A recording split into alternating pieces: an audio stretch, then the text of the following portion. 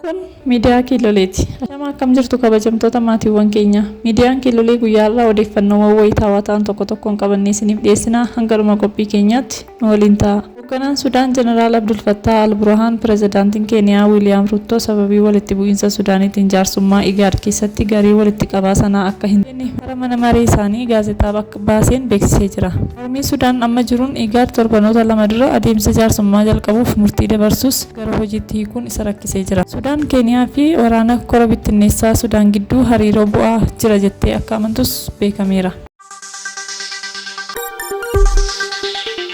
Poolisiin Keeniyaa daangaa naannoo Somaaliyaa waliin adda kututti hidhattoota Al-Shabaab 20 ta'an ajjeesuusaa odeeffannoon tokko ni himu. Hidhattoonni Al-Shabaab kan ajjeefaman naannoo daangaa kanaatti akka tasaa miidhaa geessisaniin walqabatee miseensonni poolisii 8 madaa'uus dhaga'ameera. Gareen kun yeroo dhihoo asitti karaa kaaba dhihaa Keeniyaa irra deddeebiin miidhaa geessisuu irraan kan ka'e Keeniyaan daangaa waliinii banuuf kan karoorfattee turte tursiisuu ishee beeksifteetti.